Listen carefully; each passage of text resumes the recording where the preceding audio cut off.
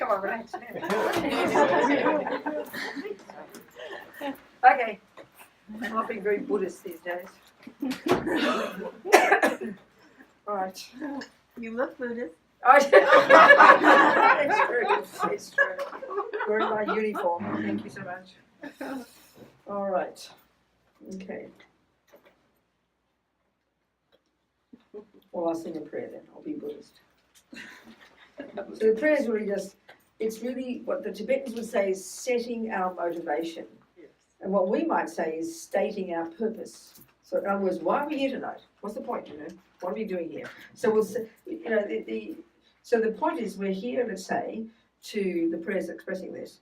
We're going to listen, all of us, and that includes me. Even though I'm talking, I promise you I'm listening to these views, these ideas from the Buddha, this Indian fellow of 2,500 years ago, and remembering too that they're not coming from revelation. This is not like typical creator religion where the ideas come from God. These are from the Buddha himself, this person, this regular guy who worked really hard on himself, coming from this amazing Indian tradition where their main topic was the nature of self. They're the ones who created this extraordinary single point of concentration meditation technique that enables you to know your own mind internally, That's really the Buddha's skill.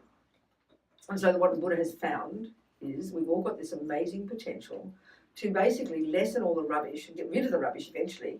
Ego, fears, anger, depression, anxiety, panic, all the stuff we are intimately familiar with, which we all think is normal, but which the Buddha says we can get rid of. And then not only that, but we can grow the other part of us, which he says is the essence of who we are, all the goodness, the love, compassion, wisdom, kindness, generosity, this stuff that we also know so well. So the essence of the Buddhist approach is distinguishing between these different parts of ourselves, lessening the rubbish and growing the goodness. I mean, really not even being sarcastic. That's the essence of being a Buddhist. That's the job of being a Buddhist. So we're going to talk about these ideas. And we're going to listen for tools to see if there's advice from this that we can use in our daily life. And I like to say it, and I mean it sincerely, we can be a 1% Buddhist.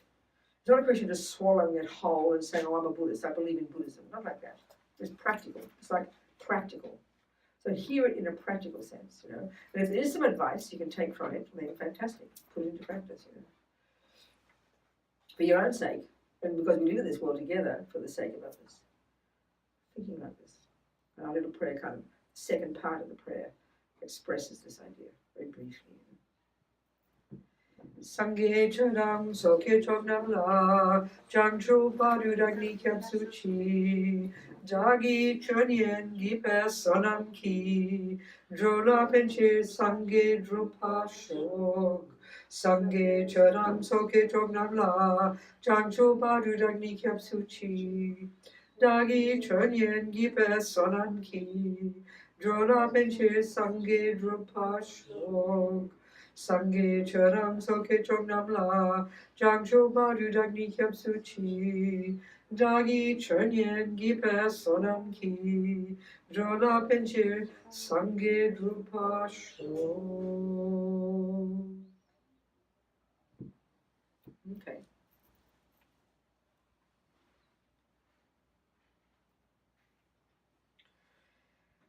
So the topic for tonight is really what we've been talking about the last 2 days, so we can continue this and we'll continue in the weekend as well because it's really the essence of the Buddhist approach.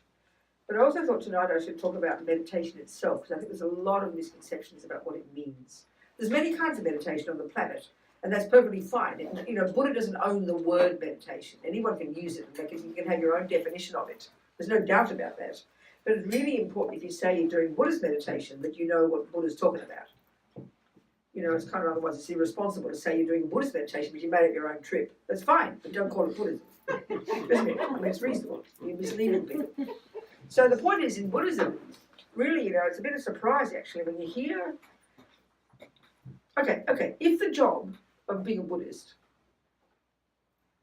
is to, at the very least, lessen ego and fears and drama, well, these words are very simple, but like we've been talking, it's the hardest job we'll ever do.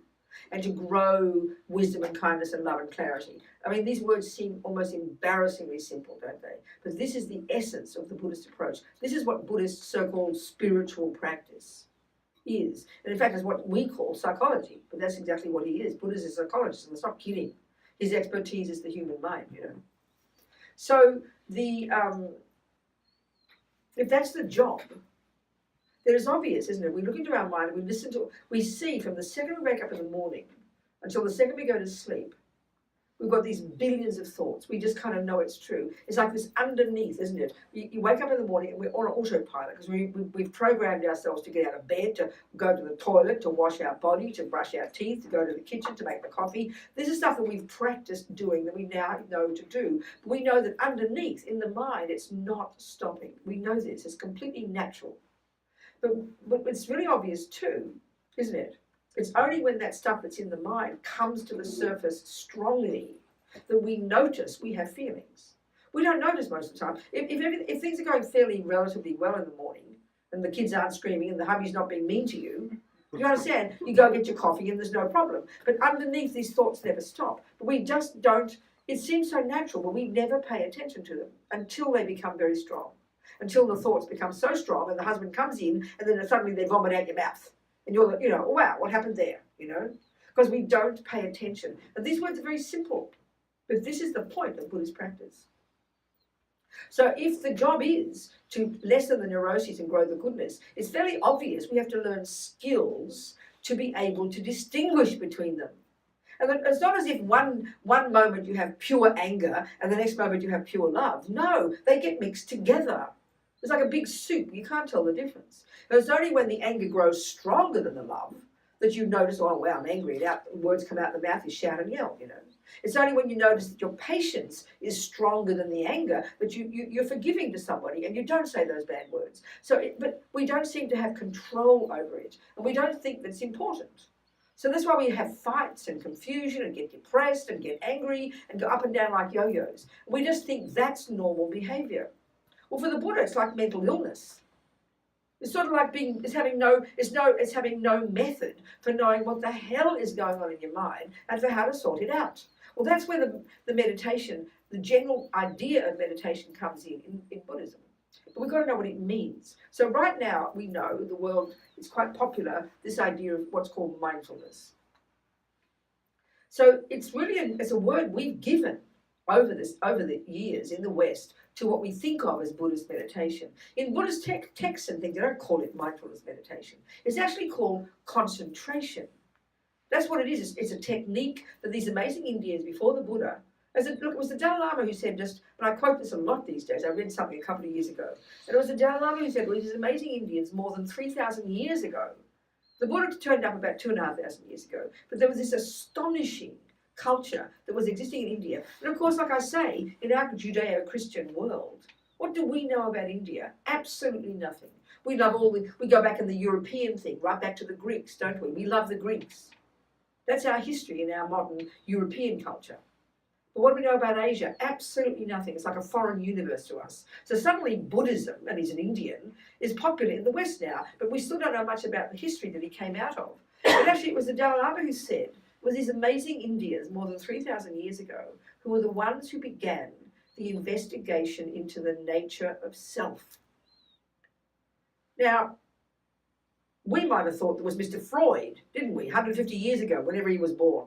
He was the one who talked about the self. Well, no, these Indians, before the Buddha, even before the Buddha, and these incredible beings. They were incredible philosophers. So in other words, before even the Buddha, there's the view of the universe, a world view, a really extremely sophisticated presentation of the world, fundamentally different view than the one we use in the modern world, the Christian view or even the scientific view. But it was really like a view of the universe, which includes the view of karma, the view that consciousness is not physical, that we've got past lives. It's not just some hippie idea made up in the 60s. It's from India, from thousands of years ago, more than 3,000 years ago. This amazing sophisticated philosophy that did exist then, a really powerful world view. So Buddha was born into that. He went through all that system, through all those philosophies about the nature of self, and they are the ones who created this skill that mindfulness is based on, that's actually technically called single-pointed concentration. So what it is this extraordinary, and I really mean sincerely, sophisticated psychological technique that enables you to completely what they call is to go beyond completely the grosser level of our own mind, which is the sensory and all the crazy thoughts. So in ordinary world, including in our neuroscience, including in our psychology, in the modern world, what we call normal is this berserk, uncontrolled thoughts. We have them all day. Berserk, uncontrolled thoughts. We just think that's normal. We call it the unconscious. We don't have any techniques, do we, in our world? Jung didn't come up with techniques. Freud didn't come up with techniques. We just call it this unconscious, like some special secret place in here. We've no idea where all the thoughts come from. We've no idea why we have all these weird ideas and fantasies and thoughts. It's all out of control. It's all uncontrolled. And we call it normal. We call it normal. Well, the Buddhist view is, coming from these Indians, that they've got this technique that enables you to get completely go beyond the grosser level of all the conceptuality, completely beyond the sensory, where you've got total and effortless control over every tiny thought in your mind. Now, this sounds like fantasy land to us. It just sounds like cosmic nonsense, but that's this skill. And that skill is still existing today. Buddha, when he diverged in his own direction from these amazing Indians, this is the key technique that he took with him. But he diverged in his own direction, in particular in relation to his own personal experiential findings about the self. That's the key thing that all the Buddhist teachings lead you to. What are we? Who am I? What is in other words, it's a worldview about who we are and what's the purpose of life, basically. That's what Buddhism is. So that this technique, though, is one of the key skills that Buddhism still has. And there are people right today, Tibetans, Indians, Asians, Americans, Europeans, Australians, doing this technique right now, developing this single point of concentration. So this technique, like I said, there's nothing equivalent in our culture whatsoever. It's this extraordinary skill that, like I said, enables you to go to these more subtle levels of your own mind. Now, these subtle levels of mind, we don't even posit as existing in our culture. It just sounds like, that's why we think it's fantasy. That's why we think it's mystical. That's why we think it's spiritual. It's not real, But this is mind. So the Buddha's view of the mind, it goes to far more subtle levels than the gross, ordinary thoughts, the crazy all the thoughts, all the feelings, and all the sensory consciousness. We've got these much more subtle levels of mind. And this is not mystery. It's not mystical. It's real for the Buddha. And that we have the capability to go to these subtle levels with this single point of concentration technique. And when you are able to have that single point of concentration, then in the second, that's the first mode of meditation. There's two kinds. In the second mode, and they call that insight, that's when we can use this brilliant skill to unpack and unravel the chaos in here at a much more subtle level. In other words, it's a really sophisticated skill to do this unpacking and unraveling of the contents of our own mind. So this, in our world, when we think of, say, like for example, these Indians, they mapped the mind. So how they mapped the mind was internally. Now, we don't have any concept like that. We map the brain. We use a microscope. Well, here, they're able, and we are able to learn how to use the microscope of our own mind to observe internally what's going on in here and to make sense of it all. That's really the Buddhist approach. But it sounds kind of cosmic to us. We don't have any equivalent. We don't even trust the subjective, It's got to be external for us in the modern world. So the Buddha's view is really amazing. And this first technique of meditation is known broadly as single point of concentration. We call these days what they call mindfulness, which is a variation of it. So that the purpose of this meditation is to get the mind to be really focused, really still, really calm at a level that we don't even posit, like I said, as even existing in our culture, so that you can do the second mode of meditation where you do the real work of unpacking and unraveling the contents so that eventually we can, in the long term, get rid of all the rubbish and grow to perfection all the goodness. I mean, these words are simple words, but we don't have equivalent concepts in our modern psychology or even in our neuroscience. Because we talk about the mind being the brain. There's no talk of getting rid of all anger and jealousy and in our modern psychology. I mean, if one of you is a therapist, like I say, and I come and ask you for methods to please help me get rid of all ego, all fears, all anger, all depression, all anxiety, I mean forever, you'd think I'm mentally ill. You give me pills to calm me down, Do you understand my point? It just sounds wacky, but this is the Buddhist approach. But we don't hear it like this. We hear it as something cosmic. So one of the biggest problems, I think, is one of the many misconceptions about meditation. So the first one I'd say is we think it's an alternative to a pill, meaning you only do it when you've got a problem. Do you understand? So in other words, if I'm, where's my boyfriend? Here he is. Let's say I'm in love with Hanan and everything is perfect. We haven't gotten to settle down with each other yet and start to see each other's problems. You get my point? When you're in love, everything's divine. And if someone said to me, Rabina, why don't you meditate? I'll say, what are you talking about? I'm happy. Why should I?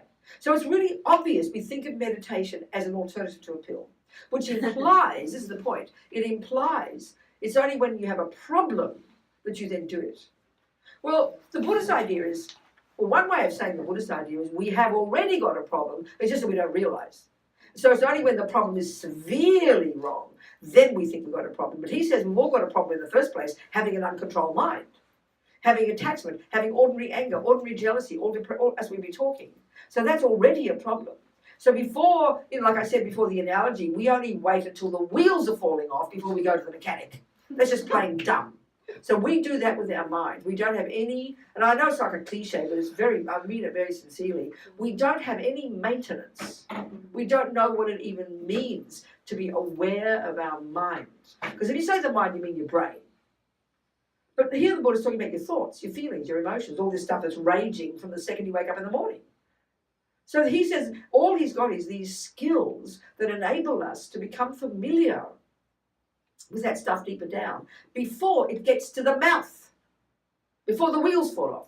That's the real skill in Buddhism. So it's not a question of an alternative to a pill. It's a practical technique that any intelligent person should learn from as soon as they can, to help them learn to become in charge of, familiar with, even at a gross level, what the hell is going on in our head, or in our heart, whatever words you like. And that's really the Buddhist skill. But so it's not a question of doing it when you've got a serious problem. In other words, the commonest thing we ask is, I'm having a big fight with my boyfriend, what am I going to do?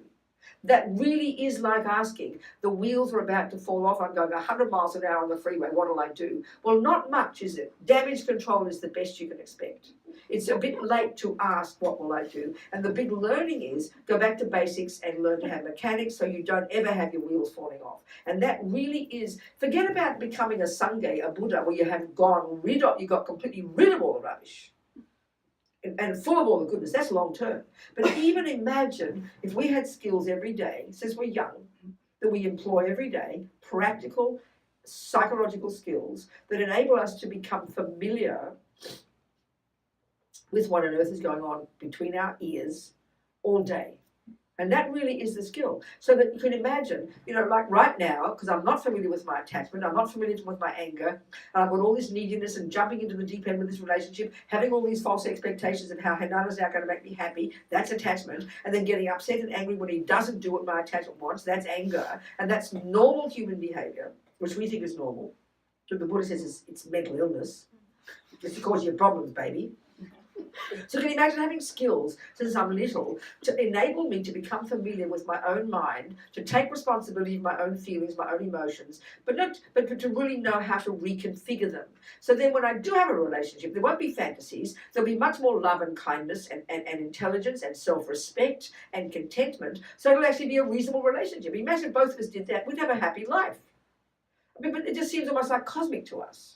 Because we think jealousy is natural, anger is natural, problems are natural, anxiety is natural. And when we mean natural, what we mean is you'd be unnatural if you didn't have it. And that's really, actually from the Buddhist point of view, that's an extremely depressing view.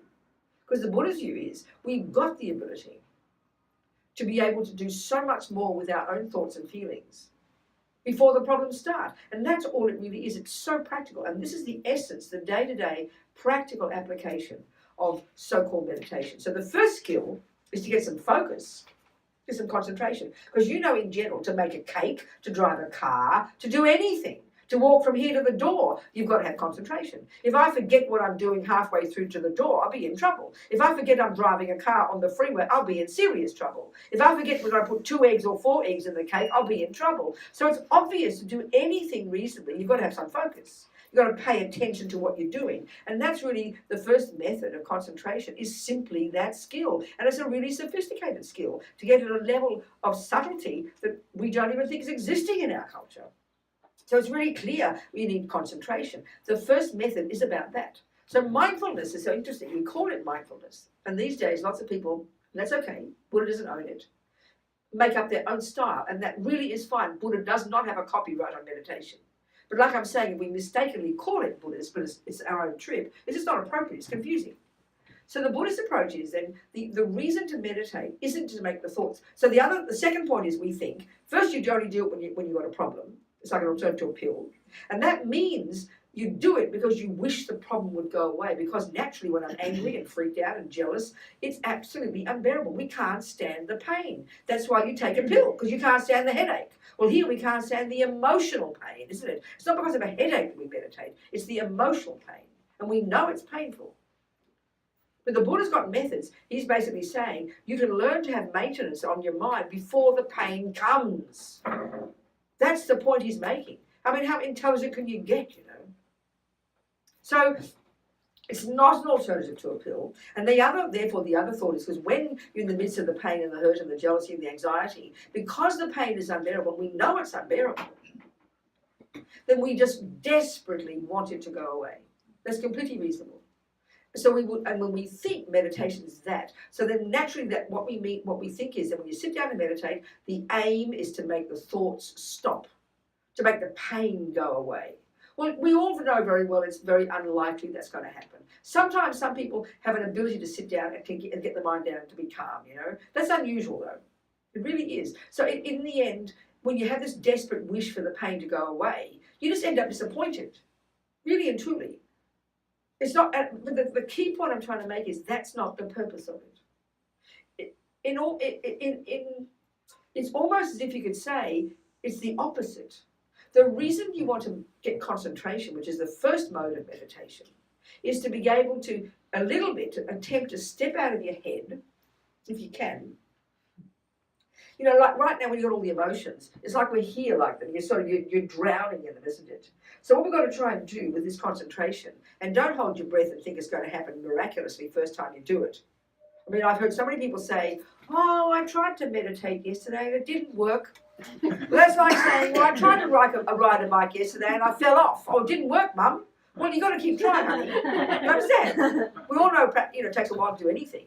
But we have this weird idea that somehow some magical tool that you do that makes the pain go away, makes you feel better. In other words, it's a bit like you got cancer and you got pain. So you think taking a pill, the pain's gone, oh, now I've solved the problem. Well, no, you haven't. You've just solved the symptom. So the real benefit of the point of concentration meditation is, yes, indeed, to step out of your head if you can and say, that's why you decide to focus on something. So the typical object of concentration in mindfulness meditation is you use your breath, the sensation at your nostrils, because it happens naturally. It's just naturally there, you know. You can use that as an example. And because then you pay attention to that. So the aim isn't to make the thoughts go away, because you'll be disappointed if you think it is. That's why people say it doesn't work. The aim isn't to have a vision, to have some nice feelings. The other one is you get a gooey feeling, oh, wow, I had a spiritual experience. It's kind of just ridiculous, you know. It's a long-term benefit. There's a long-term skill that you have to develop. And the practical benefit of it is that when you learn to pay attention to the breath, even if you do it 3 minutes every morning, what you're doing is you're developing this skill to step out of your head, even though the thoughts are still there crazy, and it doesn't matter, but at least you're paying attention to just the breath. Normally, the thoughts are there. We're doing our coffee, we're doing our other things, but we know when the misery is there, even though you're doing your coffee, you're overwhelmed by the misery, and you can't control the thoughts. We don't know what to think. I'm completely freaking out. Hanan did this. He said that. They did this. The boss said that. And we're out of control. We know this, and that's what's so unbearable. So it's not easy to control the thoughts, but that's the long-term goal. So the first one is to get some focus. So you want to watch the breath. You're going to pay attention to the breath. So you can't expect the thoughts to go away. They won't, believe me. But what you're learning to do is, it's like you're in a room of 100 people. It's like you're in a room with 100 people all talking. So concentration is like the equivalent. The 100 people are your crazy voices inside. So you're not wishing they'd all go away. You don't ask them to all leave the room. What you've decided to do with all the 100 crazy people, with all the 100 crazy thoughts, right? You've decided you're going to pay attention to one thing. Let's say a spot on the wall. Let's just say. So you know yourself when you can really decide You're not going to make the thoughts go away. You're not going to make the people go away. You don't care though. You determine, I'm going to pay attention to my breath. It's like watching that spot on the wall in the equivalent analysis I'm using, the analogy I'm using. So then we all know when you've got strong concentration on that spot on the wall, on your breath, then suddenly the thoughts, they're all there, but you're paying so much attention to the breath that even you could have a moment when maybe the thoughts become more quiet. And you all know yourself, if you're really focusing on something, people can be shouting at you and you don't hear them because you're so focusing on what you want. So the whole idea is not to make the thoughts go away, but you're going to use your intelligence and your strength of will. I'm going to pay attention to the breath. Let the thoughts come. Let the thoughts go. I don't care. So you're training yourself not to follow every crazy thought. In the room, the analogy of 100 people, you're training yourself just to watch the spot on the wall and to let the people do what they like. And then your concentration will get stronger. And then the thoughts, you won't hear them so much. Do you understand my point? It's not wishing the thoughts will go away. It's not even sitting there going, go away, go away, go away. I wish those people would go away. You go nuts. But you're using your concentration. You're using your will. I'm going to watch the breath. So what happens is, naturally, you forget. So you start listening to all the crazy thoughts again. Mm-hmm. Okay, Rabina, come back to the breath. And even if you do that 100 times in 5 minutes, bring your mind back to the breath. That's the training.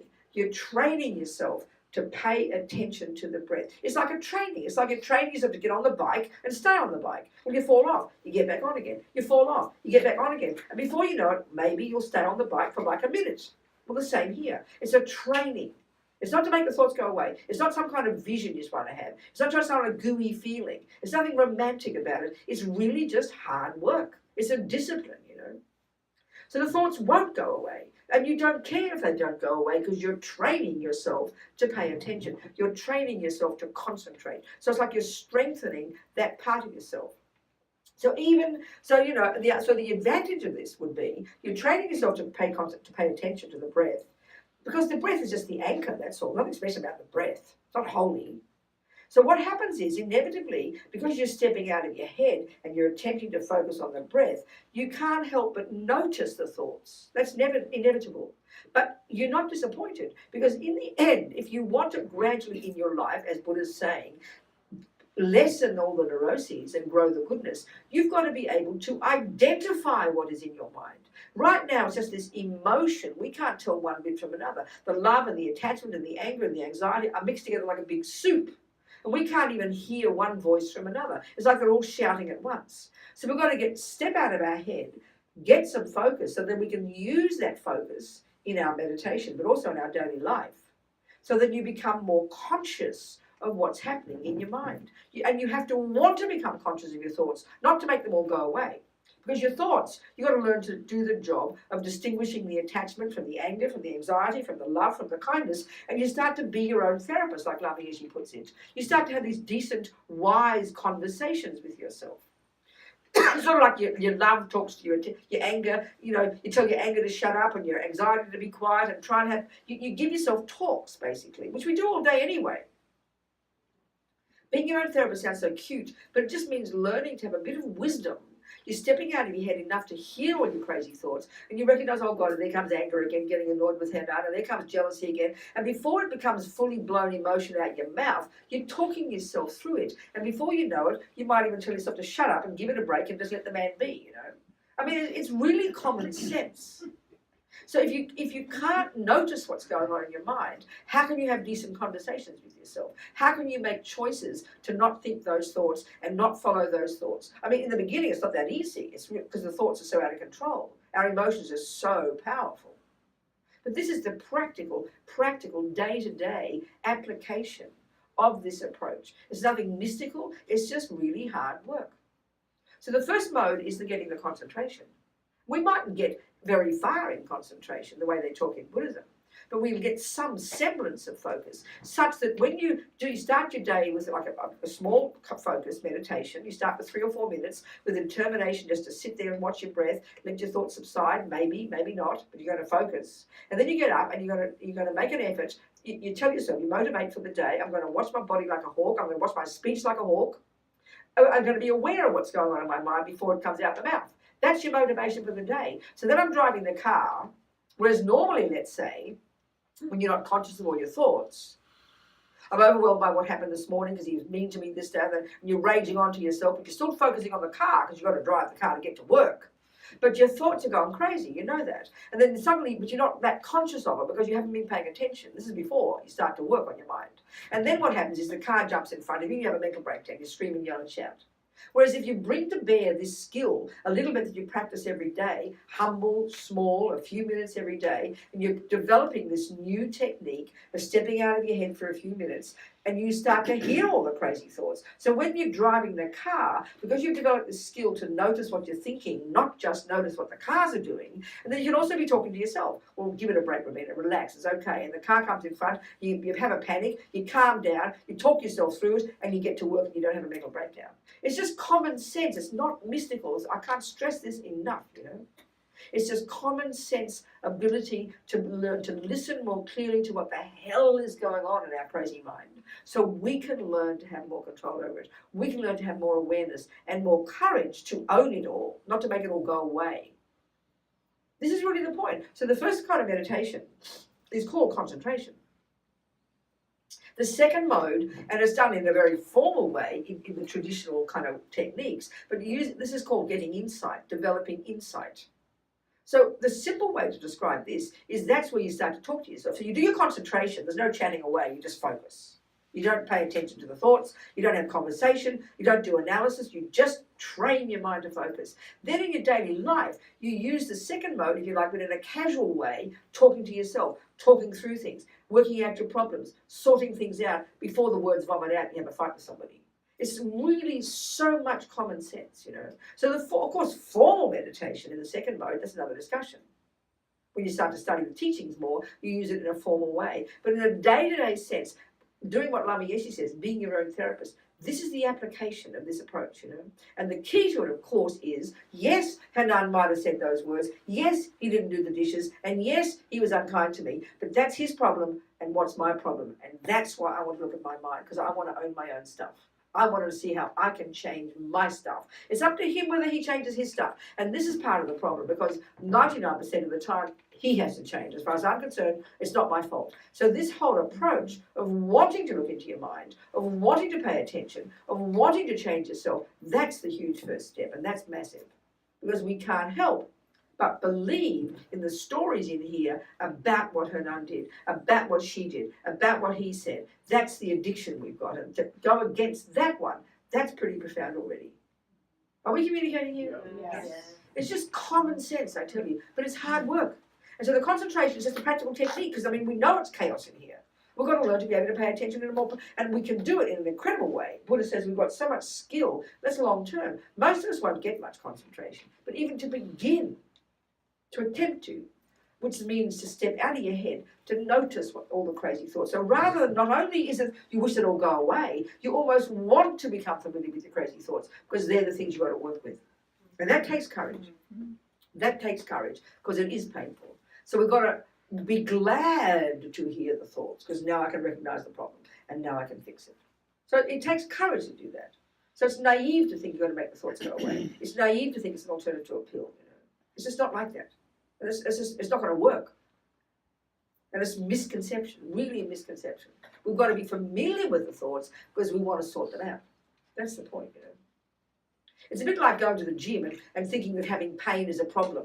I mean, if you go to the gym and have pain, well, I'm not going to go to the gym again, I just had pain. Well, you'll never change anything. You know the pain is a good pain because it's telling you which muscles you have to work on. Well, here, when you see your mind, it's telling you which bits you have to work on. And that's the courage we need to have. But this is intense, this is very powerful, because when the anger is very strong, the anger is saying, he's the problem. So to be able to look into my own story that anger is telling and to work with that and reconfigure that, that's intense, that's hard. And that's why it is theoretically easy, but my God, difficult job to do, because we're addicted to believing anger story, jealousy story, anxiety story. You know, we're addicted to believing the stories that pop up in our head, and that's not easy. To go against them, to listen to them, to hear what they're saying, and then to use our positive thoughts to argue with them. You know, that's really the day-to-day job. That is the day-to-day job of being a Buddhist, I tell you. And that's the purpose of meditation. So the curious thing is, the word to meditate in Tibetan, it's quite surprising to us. It's actually the word, the Tibetan word is gom. And it's the verb to familiarize. Well, that completely throws us. What does that mean? Meditate? To familiarize? What are you talking about? Because really the concentration, which is what we think meditation is all about, for the Buddha is not even the real meaning of meditation. That's just the skill you should learn so you can do the real job in the second mode, which is insight. And get insight into what? Insight into what's real and what's not. Because the Buddha's view is that anger and ego's voices are just nonsense stories that we've made up that have no basis in reality. And that the wisdom and clarity and all the positive thoughts, they are based in reality. So we try to get insight into reality, actually, by arguing with ego's ridiculous stories. So the second mode is the real point, where you do the work of unpacking and unraveling all the chaos in here. That's the real work, and that's the real purpose of meditation. Concentration is just the starting point. Are we communicating here?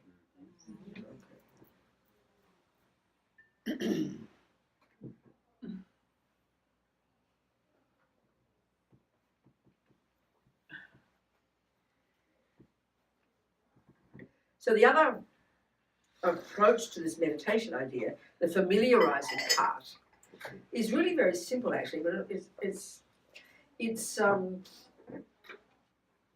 if the Buddha's point is we can defamiliarize ourselves with all the neuroses and strengthen our familiarization with the positive qualities, then the word familiarize makes sense. So basically, the meaning then for being a Buddhist is to familiarize ourselves with virtue, with goodness, with intelligence, with clarity, with kindness, with love, with compassion. And don't think it's some gooey idea. Right now we know our minds are very familiar with anger and depression and attachment and jealousy and low self-esteem. We run to those stories like a magnet. We're very familiar with those. And that we can see, every one of us, even if we're decent, good people, we know that we're preoccupied with our negativity, with our guilt, with our fears, with our dramas. We know we're very familiar with that stuff. And it even seems they're the main stories that our mind is telling us about ourselves. I mean, we know when we're feeling a bit, when some person can say really nice things about you. 10 people can say nice things about us. We're hungry to hear it, but we really don't believe it, do we? But one person criticizes us. Our mind is like magnetized by that because we believe that story easily. And that is quite shocking if you think about it. That's the irony of ego in Buddhism. The irony of ego is not some big strong thing. Ego is this neurotic, ridiculous, fearful, fear-based, sense of self that is over-exaggerates everything, gets angry easily, gets anxious easily, gets depressed easily, and they're the stories that loom large in our mind that we believe very easily. We're familiar with those.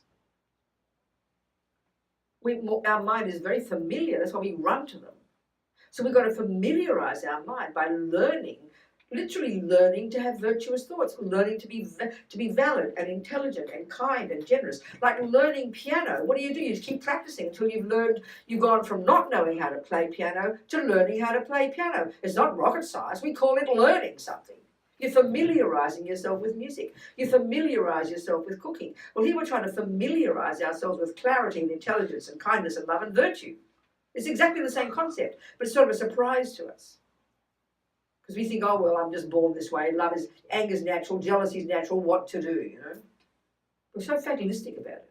And all the Buddha's saying is, no, it's not set in stone. These crazy stories inside us are not set in stone. That we can learn to defamiliarize ourselves with the rubbish and familiarize ourselves with virtue and clarity. And that means just practicing every day, doing this job of being your own therapist. Okay, there's more to it than that, but that's the essence of it in day-to-day life.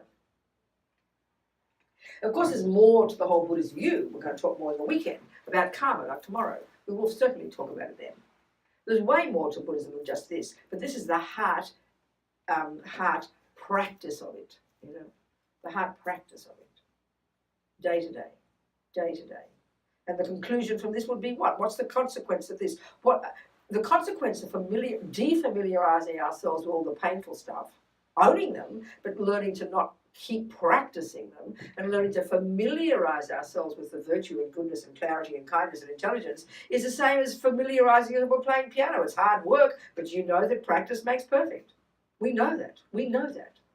but not when it comes to emotional things. It's kind of curious. We know we can go from knowing zero mathematics to being a genius mathematician, but we never think we can go from being an angry person to a patient person because we think that's just natural.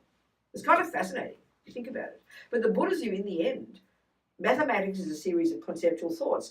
Anger is a series of conceptual thoughts, but it happens to come along with a lot of emotion as well, which includes the body. That's why we think it's so concrete. And because one of the ways the Buddha's talking, he says all the conceptual stories that inform our unhappy emotions, the conceptual story, are so strongly ingrained in us that we don't even, that we believe those stories are true. This is what's hard to see.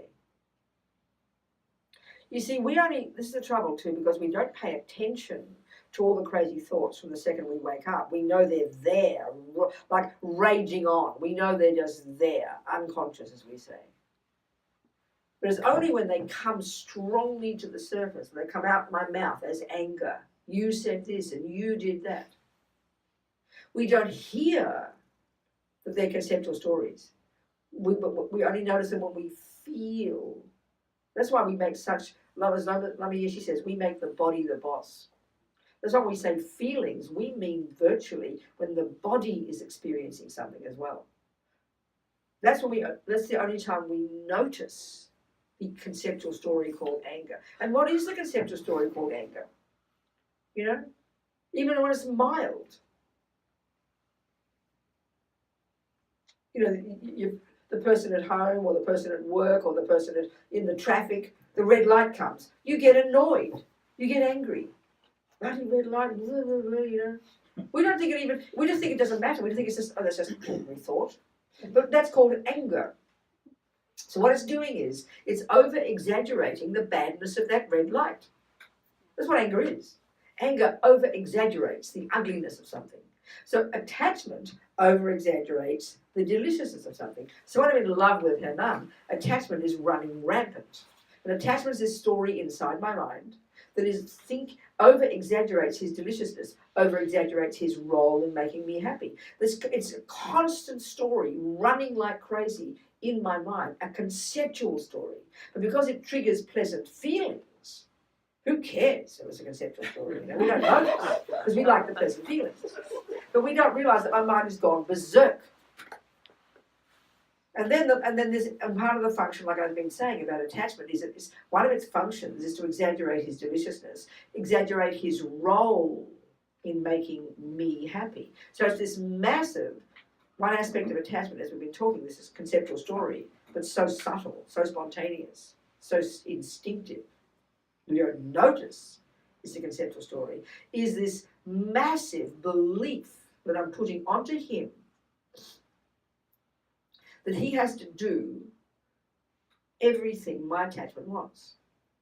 There's an expectation, absolutely fundamental in our being, is this the expectation of attachment, is that that person, that food, that thing has to fulfill my needs, which is what attachment feels. So the second he doesn't look at me perfectly, the second he doesn't listen properly, the second, he doesn't do the thing I want him to do, panic attack. Isn't it? Attachment has a panic attack.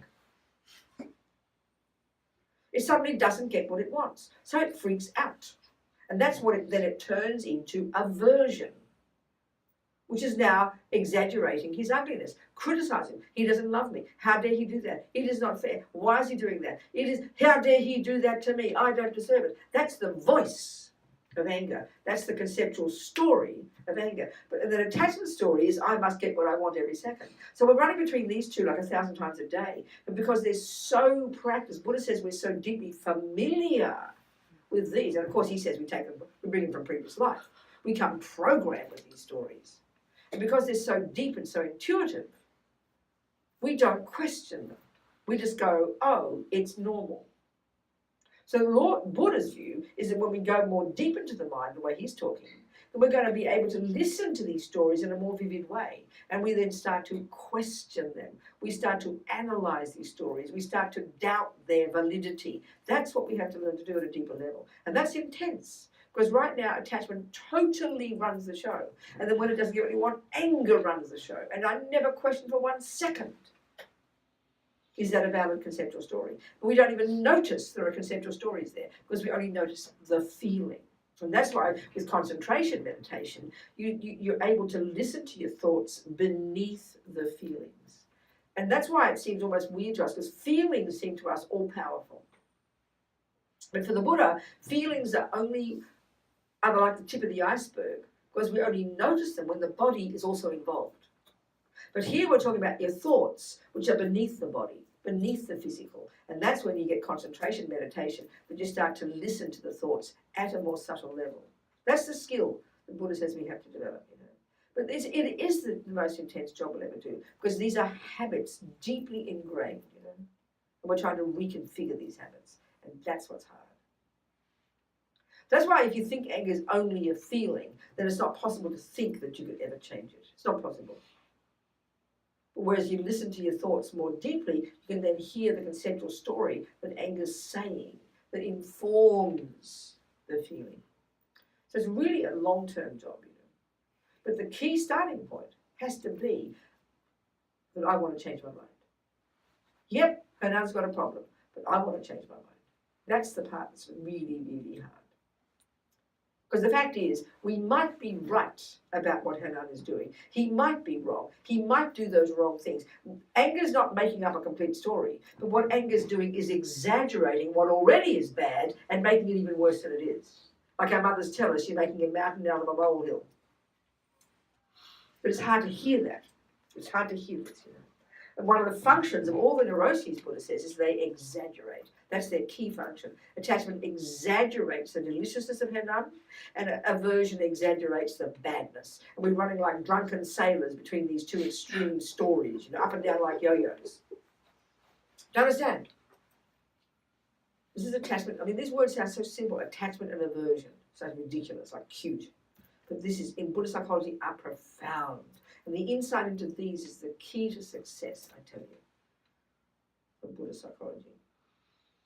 Are we communicating here? Mm-hmm. Yes. Yeah.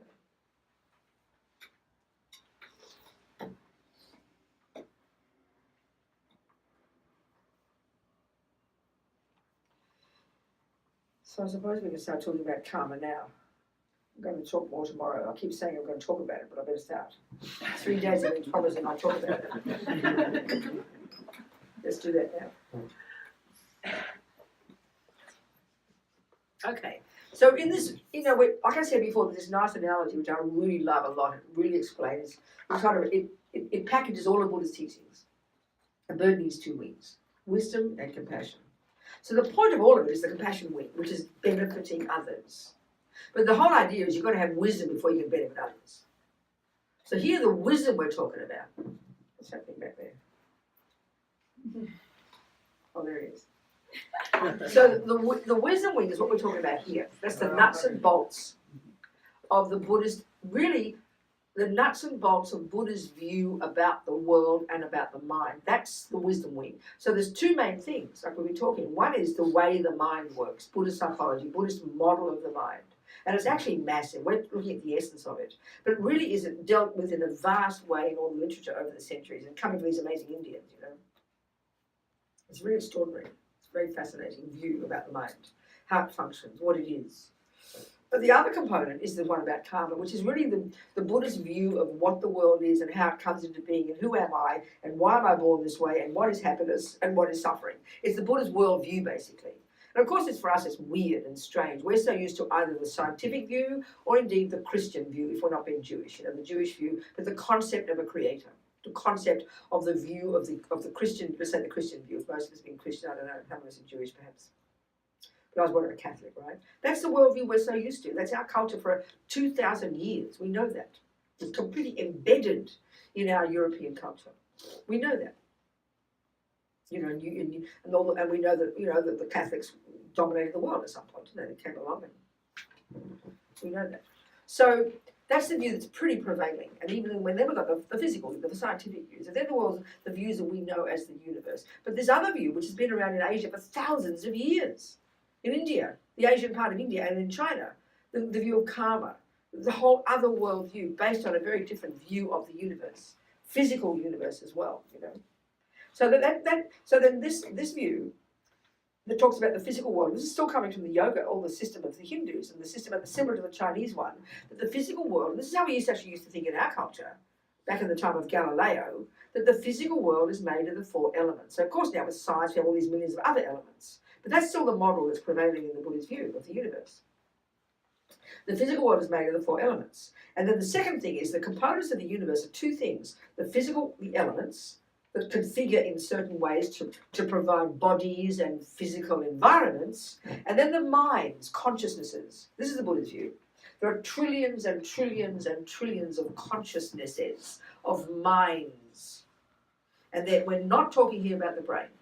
So the Buddha's view is profoundly different here. We've talked about the words, we've talked about the mind, all the components we recognize, love, hate, compassion, blah, blah, blah. But here, when we look into Buddha's view of the mind, of what it's constructed of, it's very different. As we know, the Christians talk about a soul.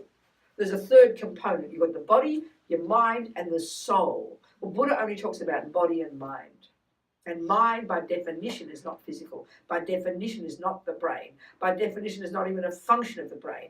Buddha wouldn't argue we have a brain. It's very evident. And that's why these amazing conferences the last 30, 40 years between the Dalai Lama and all the best brains in the West, bringing these 2 views together, which have been fantastic, you know, because there's ways of bringing them together.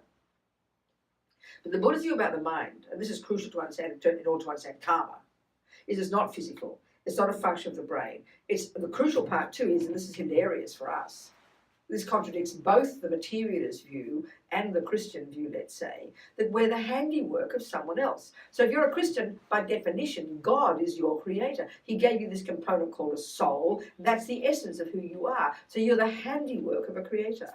The materialist view is you're the handiwork of mummy and daddy. We don't call him our creator, but effectively we're saying the same thing. That we, in other words, in each of those cases and those philosophical views, and I like to think of it this way, in this planet there are many philosophical views about how the world exists, and they've all got equal status. You know, there's a materialist view, the Christian view, the Muslim view, the American Indian view, the Australian Aboriginal views, and everything else, like all the views back in South America. These humans over the centuries, haven't they, have come up with all these different views about the world, and how disrespectful we are to think some are idiots and some are valid. Some might be idiots, but at least give them equal status. Humans over the centuries, it seems to me, have been looking into the meaning of life. We should be honoured. We should be honouring them, you know. Doing, as the Tibetans would say, all these humans over the centuries have been doing more than eat, sleep and go to the toilet. I'm very grateful to them. So here we're talking the Buddha's view. We've got the materialist view, the Christian view, blah, blah, blah. You understand? So the one thing it seems to me that the Christian, let's say the Christian, and the materialist view share is in each case we began in our mother's womb, and this is a massively important point to understand the Buddhist one. In each case, there's nothing of Rabina the second before conception. God hadn't put the soul in there yet, and the materialist view is mummy and daddy hadn't had sex yet. Do you understand? So the Rabina in each case began in the mother's womb. So this is a massively important point to take into consideration if you want to understand Buddha's philosophical view. The Buddha says, don't be ridiculous. He says, we're not the handiwork of anybody. Mummy and daddy give us a brain, absolutely, give us a body. How kind they are. You know, they work really hard to have that egg and sperm to go together. But they do not give me a mind, Buddha says. They gave me a body. So, then equally, Buddha would disagree with the concept of a creator. He's not being rude. He just says it's not like that. He disagrees with that. He says his observation would say that our consciousness, which is not physical, didn't begin out of nowhere at the time of conception, but it's like think of your mind like a river of mental moments. This moment of your thoughts and feelings and emotions, you know very well it came from a previous millisecond of your thoughts and feelings and emotions. And if you track back your thoughts and feelings and emotions, and you'd have an unbroken chain of mental moments, wouldn't you? And you'd keep going back. Keep going back in your mother's womb. Well, maybe I began then. No, because where did your thoughts and feelings come from? The previous moment. Where did they come from? The previous moment. And before you get to it, you'll be in the first second of conception. So then the question is, what about the second before conception? Where did I come from? Well, contrary to the materialist view, you're not a handiwork of mummy and daddy. They provide the egg and sperm. And contrary to the Christian teaching, a superior being has no role in making you. So the Buddha's view would be you track your own consciousness, this river of mental moments, clearly at a subtler level, to a previous moment before conception. And that's what entered into the egg and sperm from before, and not more than a few weeks before this. And it's all dealt with in immense depth in the literature, not just some hippie, trippy idea. You can track your consciousness back to a few weeks before that, never more than a few weeks, when you'd find that you were in a previous body, and so on and so forth. This is the Buddhist worldview. That was the worldview that was there before the Buddha came along. And the Buddha would say, that's his observation. That's the reality. So clearly you can't prove that immediately. But the Buddha would say you can eventually, because he says the mind goes to a much more subtle level. And when you've got single-pointed concentration, this amazing level of subtle cognition that's way more subtle than we even posit as existing in our world. If you were to see a person who'd actually accomplished this single-pointed concentration, they would look like they were dead, because they've accessed a more subtle level of their mind, beyond the conceptual, beyond the sensory. And that's not hippy-trippy. That's right there in that technique that's been around for thousands of years, and millions of people have accomplished it. It's right there for us to accomplish. So when we've accomplished that, then we can prove that this is true or not. We're going to see the past, and we even see the future. Buddha says it's one of the functions of mind at a subtler level. And it's all, again, dealt with in great depth in all the literature. It's not just a hippie idea that someone made up you're supposed to believe in. So this is the Buddhist view, that your consciousness goes back and back and back. That's one fundamental point. The other fundamental point is the way that mind functions, and that's this whole idea of the law of karma. Again, this is the view before the Buddha came along. These amazing beings have observed this to be so. The karma is just this Sanskrit word that just means action. And what the Buddha is essentially saying is that every millisecond of what we think and do and say is an action, if you like. But the process starts with mental action, meaning a thought. And so the word intention, the word intention is I will, isn't it? So look at the obvious, that even by walking out that door, it starts with a thought. My legs walk out the door, sure. But, you can deduce logically, if you see me stand up and walk over there, you know logically I must have had the thought, I will stand up and walk out that door. And if I didn't have that thought, I'm going to be in serious trouble, because my legs are like going to walk me off to where I don't want to go. How weird. So but the trouble is most of our intentions, we've got a billion a minute, and they're so programmed in us, it's like almost a joke to call them intentions. But they're all programmed there. And the Buddha would say we become fully programmed at the time of conception with all our countless numbers of thoughts, because every second that we think and do and say, we're sowing seeds in our mind. We're programming our mind. And we come fully programmed into this world at the first second of conception with countless past habits. That's how come one kid can be a monster and one kid can be a saint. We know the world is like that. Nice mummies give birth to monsters. I don't think Hitler's mummy was so bad. She was a nice Austrian housewife, gave birth to this wacko, Of course, we think that she made Hitler. Well, it's just ridiculous. He brought his own rubbish with him. And equally Mother Teresa. She brought her own goodness with her. We all bring our own stuff with us. As the Dalai Lama says, karma's like self-creation. And it's a really cute way to put it, but it's not wrong in the way the Buddhists are describing. Is that consciousness goes back and back and back, and every millisecond what we think and do and say is like programming us every second, sowing seeds, and it's described pretty straightforward in a very fundamental way, which we'll do more, but it's unbelievably intricate the way it actually works. And that's really then when we're really sophisticated practitioners, can we be in charge of the process to this subtle degree. But we start simple. So the fundamental idea that Buddha is saying is we create our own reality, we create our own happiness, we create our own suffering. He does not talk about a creator, and he does not talk about mummy and daddy being the main cause, and he does not say it's just a bunch of random events. That's weird. And he says karma is a natural law. He says he's observed it. Don't believe him.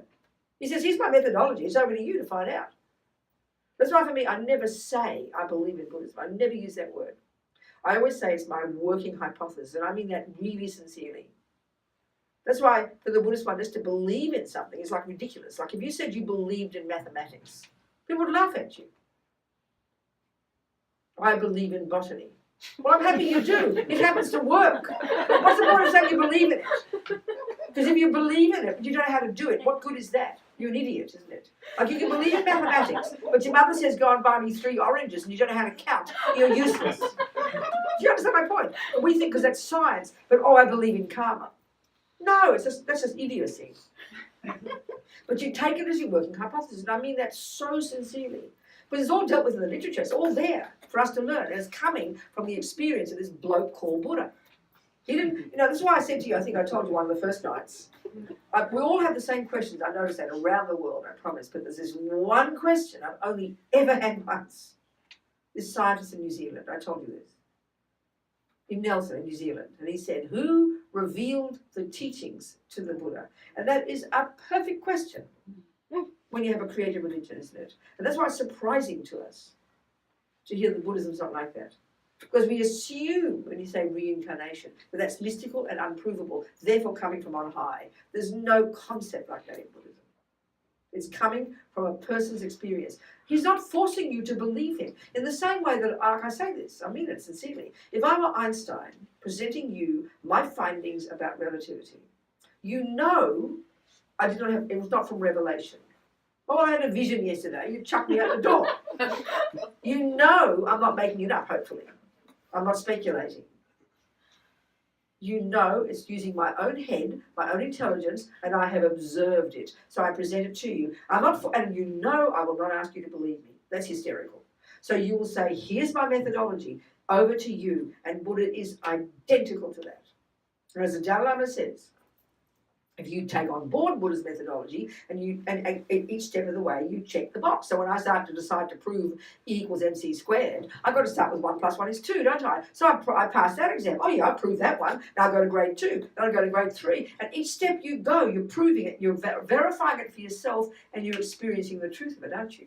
Then you keep moving. And if at some point you prove that in his analysis he's wrong, Einstein, then of course Einstein will be happy. Well, Buddha's the same. You must reject him, of course, as the Dalai Lama says. That's the approach. So, of course, most of us won't engage in it to that degree. We'll just mostly just end up liking Buddhism, liking karma, kind of being intellectually lazy, That's okay, better than nothing. But it won't get you far. Like I said, you've got to know how to use karma, how to apply it, like botany and numbers.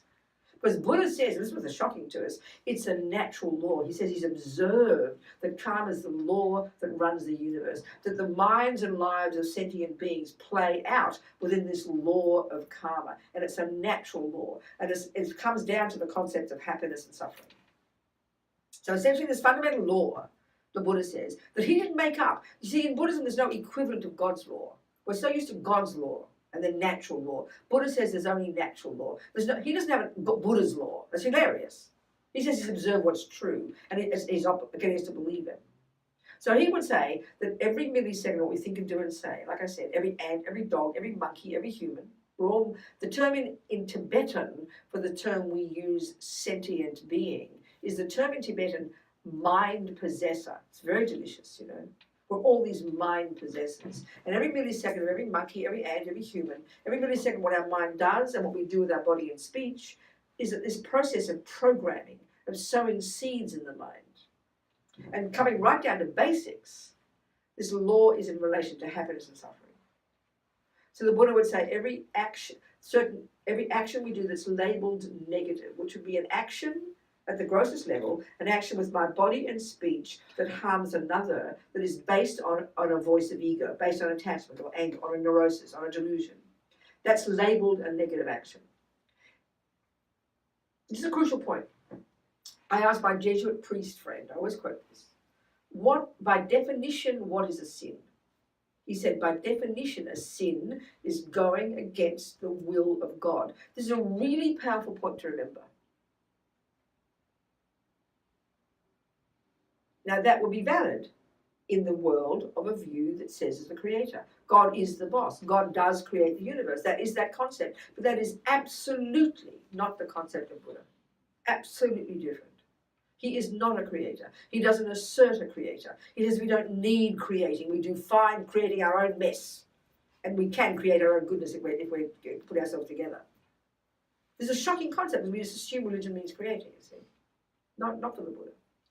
Therefore, there's no punishment and reward because there's no punisher and there's no rewarder. He says we do it to ourselves. So every second we do the create a negative action, we're going to go into this, what it is exactly for the Buddha, as opposed to Jesus. I'm not criticizing. Please have faith in God. I'm not complaining.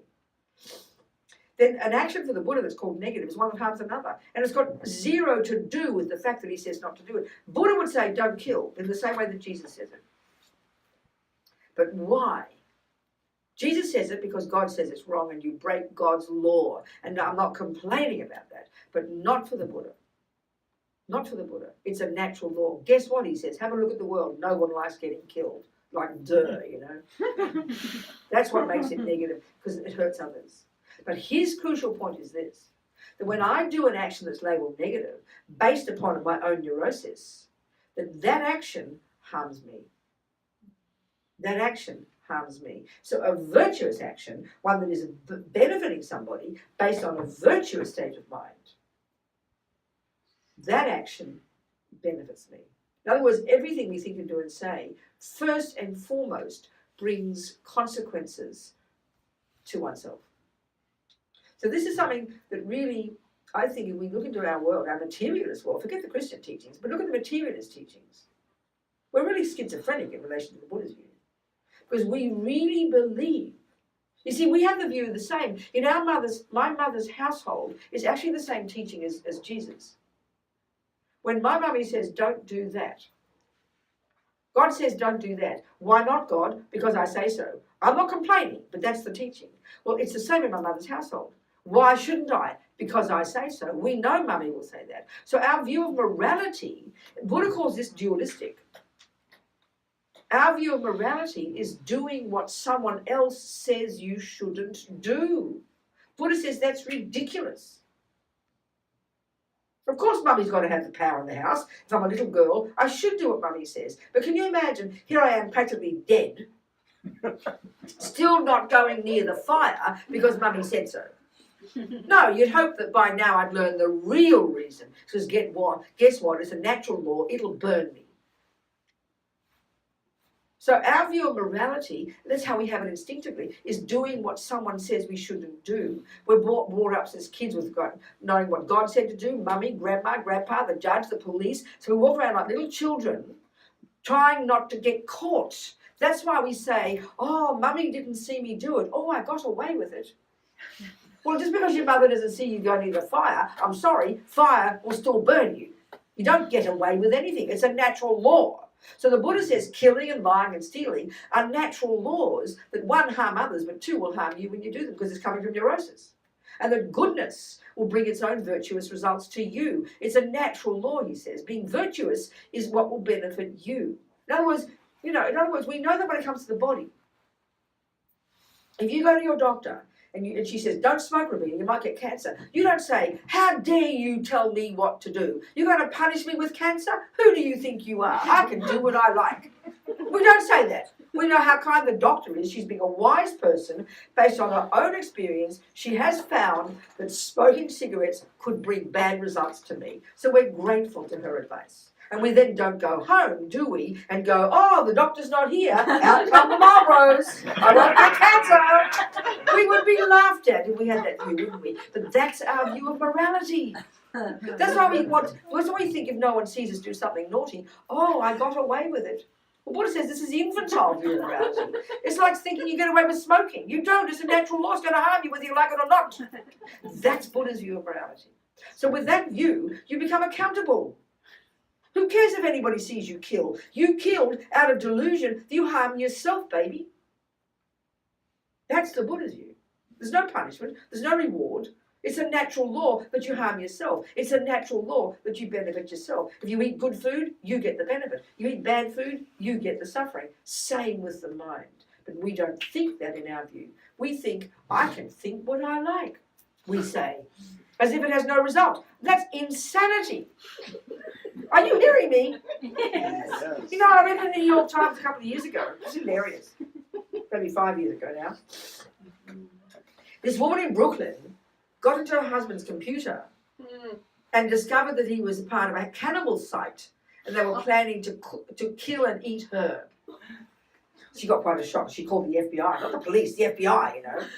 So the point of this insane story, the point of this is his defense lawyers, their position, that lawyers are meant to be intelligent, right? Isn't it? They must be intelligent people. These lawyers, their position was, oh, they're allowed to think that. That doesn't mean they're going to do it. Are you understanding me?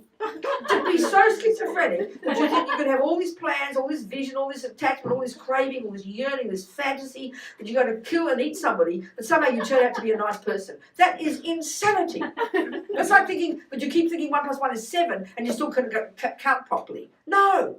Whatever goes on in here produces what you do. But we are so disconnected in our view of the world that we think it doesn't matter what we think. Are you hearing me, people? Yeah. That really is serious mental illness. It's quite shocking, but that's what we really believe. I mean, that for Buddha is like utter, deep, tragic mental illness. And that's how demented we are. The Buddha's view is the exact opposite, that everything we think and do with our body and speech comes from the mind. What do you think? I mean, you know, this is why someone who's married to somebody for 40 years, suddenly they find them stabbing them. Oh, what happened? I'm stabbing my husband. You don't understand. Because for 40 years they've suppressed their thoughts and feelings. They've never noticed their mind, their rage, their anger, their bitterness, their hurt, their fear. And one day they're suddenly stabbing their husband. I mean, that shows how demented we are. Can you not hear what I'm saying? Whew. So Buddha's quite practical. He says, honey child, whatever goes on in your mind, baby, is the source of what you do with your body and speech. So think of your body and speech as like the servants of your mind, aren't they? My legs walk out the door, they just do what my mind wants, walk out the door. If I kill, it's due to the thoughts in there. That's why we have to pay attention to our mind. That's our tragedy. We don't. We don't know why we even do things, because we don't pay attention to the mind. It's so clear. The Buddha says we can have unbelievable and perfect control over every single thought, and therefore body and speech. We can be in charge, and this is the whole point about utilising the law of karma, like utilising the law of botany. You learn it, and then you can get a garden. So that our life is our garden, Buddha says. Everything that's in our life now is the fruit of what we've done before. All the good and all the bad. Not God, not the Buddha, not random, and not mummy and daddy. They're secondary. They're all part of the thing, but we're the boss. We are the boss. We are the boss. We create our own reality, Buddha says. It's a pretty intense concept, you know. It's not what we think at all. Completely different. And this is the fundamental part of the big picture in Buddhism. So the point about this one, in terms of daily life, how you apply this, given that, you know, the fundamental simple point is, I want happiness and don't want suffering. The Buddha says, you check the universe, everyone agrees. Look at the ants, the monkeys, you can deduce by their behavior. They want happiness and don't want suffering. He says that's what drives every being in the universe, is the wish to be happy and the wish to not suffer. And all he's saying is, hey guys, I've got some methods. But you're in charge of this, and it's up to you to plant the right seeds. Then you get happiness and get suffering. It's not complicated. The concept is not complicated. So it's not punishment, it's not reward, it's not blame. That's how we hear it. But there can't be punishment and reward if there's no punisher and rewarder. You don't call cancer like punishment. It's just the consequence of not realising that smoke, you know, let's say your lungs get messed up from smoking, let's say. It's not punishment. It's a bizarre sort of dualistic view. No one's punishing you. This is a natural law. You eat the wrong thing, do the wrong thing, you get cancer. Or whatever, let's say. Drive too fast, you're going to, get killed. You kill, you're going to get results in the future. You steal, you get results in the future. You're kind and loving and compassionate, you get results in the future. That's the Buddha's view. So it's all about, it comes down to the concept of happiness and suffering. So if this is true, you know, this is the basis we're discussing. This is the principles we're discussing here. What's the time? 9. Is let's look at the fundamentals. We'll go into this in more detail tomorrow if you're going to turn up, and if you're not, then that's fine, whatever. But the fundamental kind of, if it is true that an action that's labelled negative will sow seeds in my mind that will ripen in the future in my mind, because it continues when I die, Buddha says, if it's true that the seeds I plant when I do an action that's called negative will ripen in the future as my suffering, and if it's true that an action I do that's called positive, and these are just broad labels, will ripen as my future happiness. And given that I want happiness and don't want suffering, and that's pretty evident, then obviously if I'm deciding to use this law of botany, Buddha's botany, as my basis for living life, I'd better know what he means by a negative action so I stop planting them, and I better know what he means by a positive action so I better start planting them. It's kind of obvious, you know. If I want flowers in the future, I better learn to know how to plant the flowers. If I don't want weeds in the future, and using it as a simple analogy, you know, and that's why it's not, don't think of it as punishment and reward, think of it as practical, but we're in charge of the process. But we're so not used to thinking this, it's always so shocking to us, you know. Oh, you mean I deserve suffering? Well, we ask that question, you know.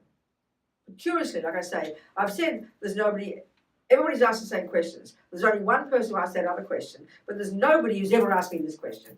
Ever yet, ever. Rabina, why do good things happen? We only ask why bad things happen, which shows the irony of an ego. We run to the misery. We run to blame and guilt and anger and fear and bad.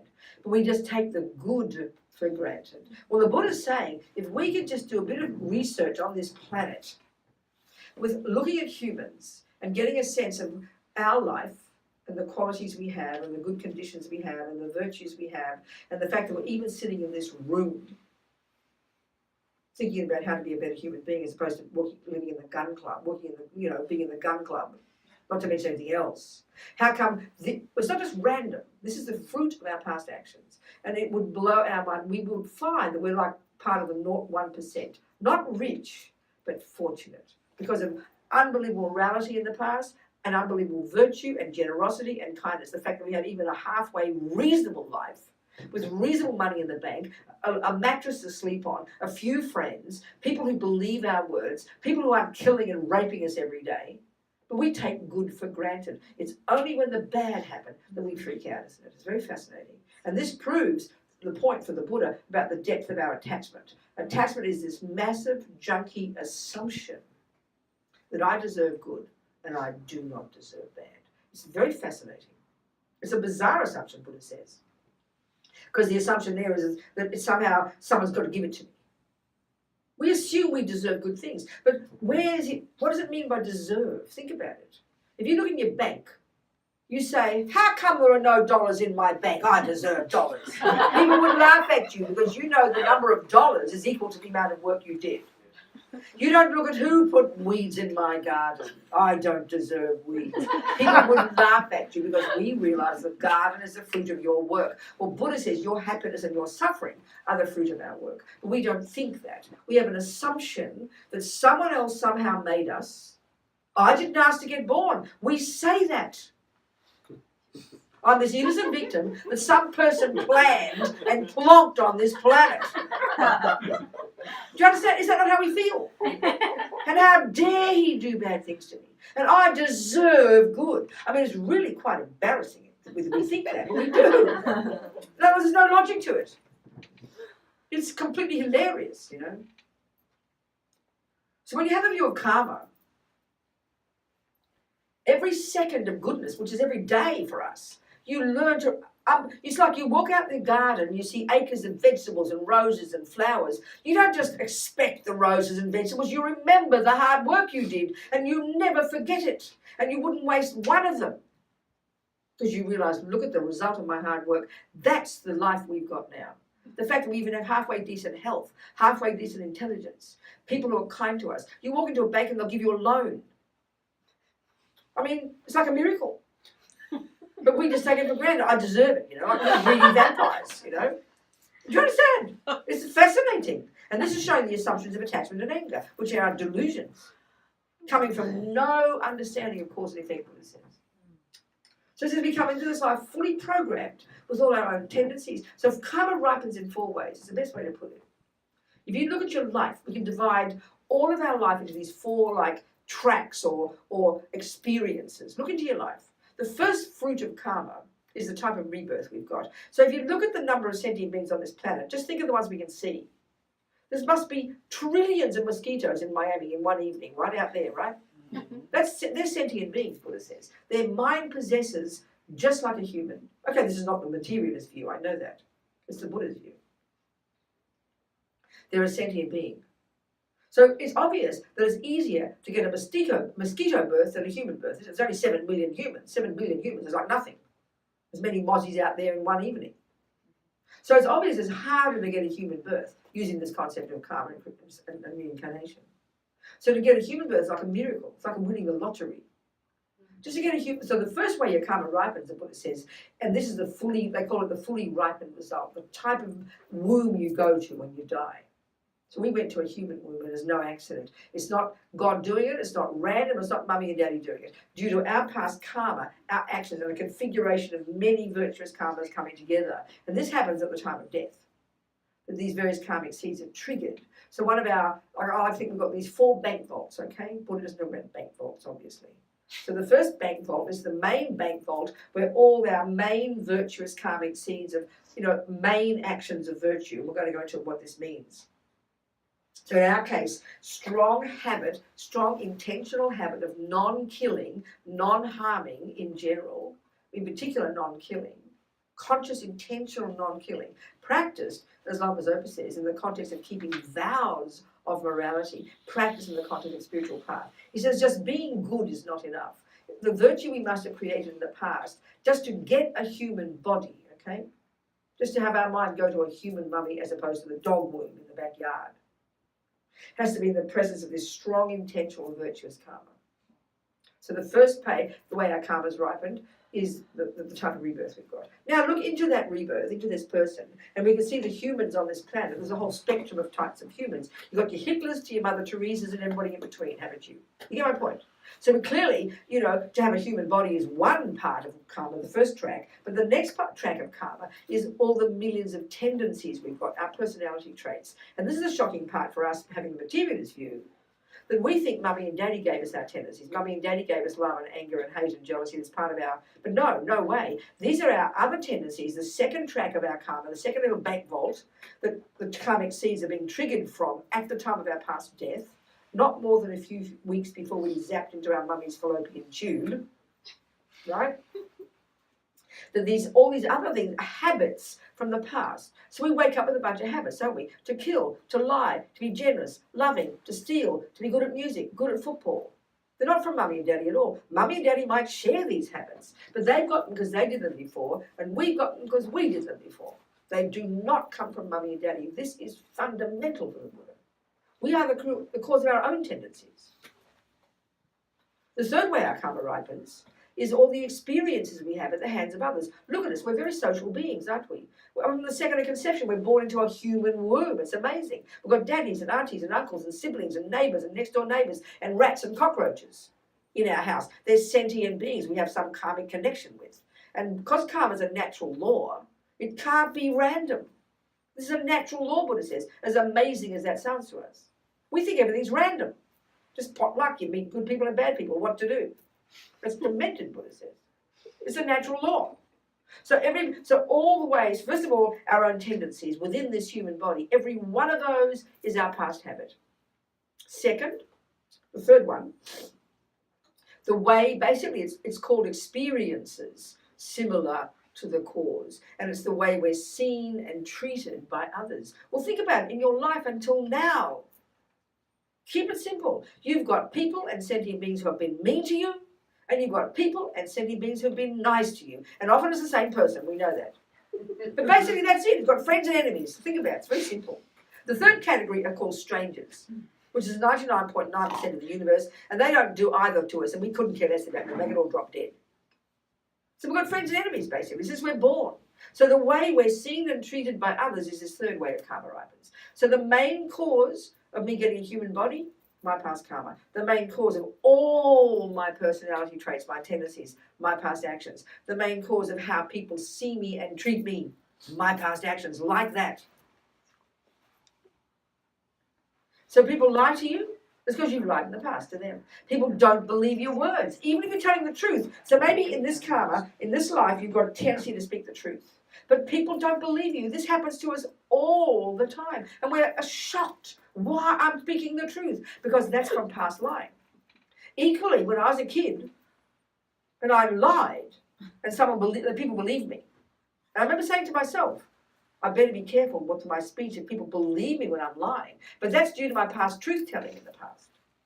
I'm lying now, tendency, but people believe my words. Look at Mr. Trump. Look at that. What is it? 50? He's got 50 million followers on Twitter. It's a fifth of the whole damn population. And they believe his words. All these Christian fundamentalists, I'm so stunned. These Christian fundamentalists believe he's a gift from God. They don't care if he jumps on every girl in the world. They don't care if he grabs everyone by the pussy. They couldn't care. They don't care if he's lying. So that's the result of his speaking the truth in the past. They believe his words now. You hearing my point? Yes. Can you imagine if Hillary Clinton said one of the things that he's done? She'd be in prison for 100 years. Grabbing men by the dicks. Can you imagine? All over the place, talking like that. They would put her in prison. Do you understand? That's due to his virtuous karma of speaking the truth in the past for all those people who believe him. Otherwise, this is why we go crazy. We don't understand why, That's why. He's got truth telling. He even said himself, I can walk down for day and kill somebody. People won't care. He's right. But one day the karma will change. I think now these girls are getting him into trouble, isn't it? Don't you think so? Yes. I think the Stormies of the world are the ones who are going to bring him down.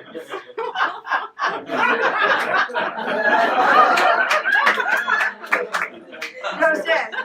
Poor Mr. Trump. Wow. He's a good practice. What? He's a good practice. He's a good practice. Yeah.